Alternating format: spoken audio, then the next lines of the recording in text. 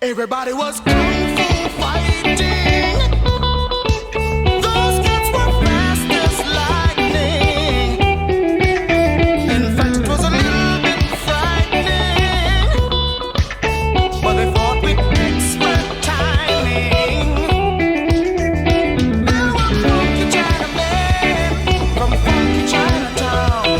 They were chopping them up, they were chopping them down. It's an ancient Chinese art. Hey everyone, let's break down Kung Fu Fighting. We're going to look at the chords, but then also the lead guitar licks and little guitar solo fills that you saw in the first part of this video. We're going to look at two chords today. We need a D major chord, and we need an E minor 7 chord as well. So let's start off with our D major chord. We're going to take our index finger and we're going to bar from the A string all the way down to the thinnest E. So that's 5 strings, and we're going to bar that at the 5th fret. Index finger. I want you to take your ring finger now, and I want you to bar at the D, G and B strings, and that's going to be at the 7th fret.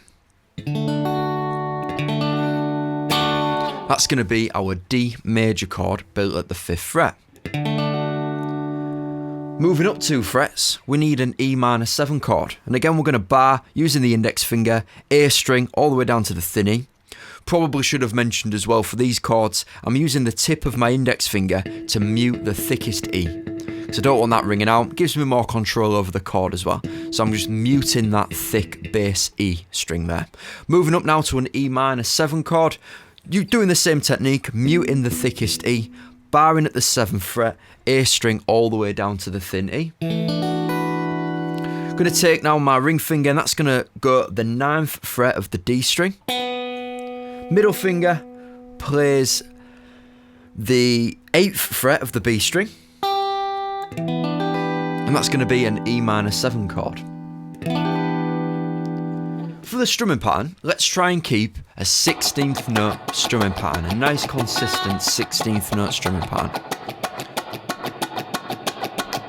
And if I slide into those chords,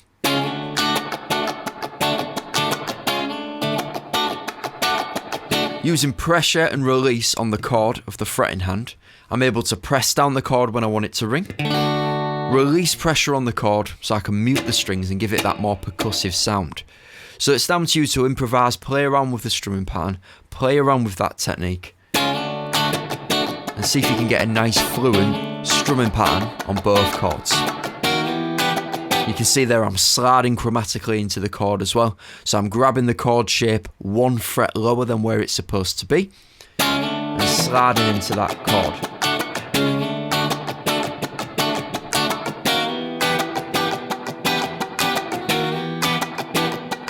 We can think of it as 2 bars on each chord. 1, 2, 3, 4. 1, 2, 3, 4. 1, 2, 3, 4. 1, 2, 3, 4.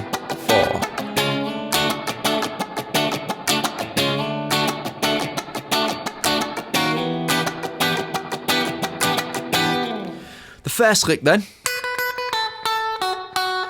that we'll recognise from the original track, we're going to take the 7th fret of the E string, 10th fret of the B, 7th fret of the B, back to the 10th.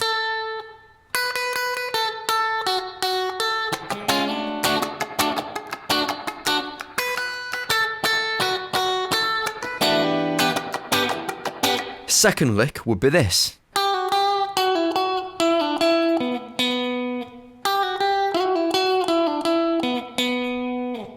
Eighth fret, hammering on, pulling off and hammering on, 8th to the 7th back onto the 8th.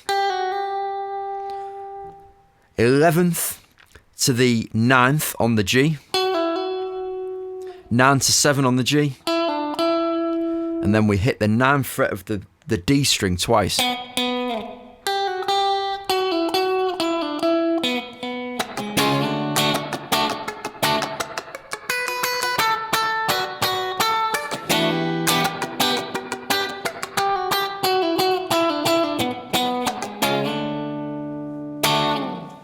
Everybody was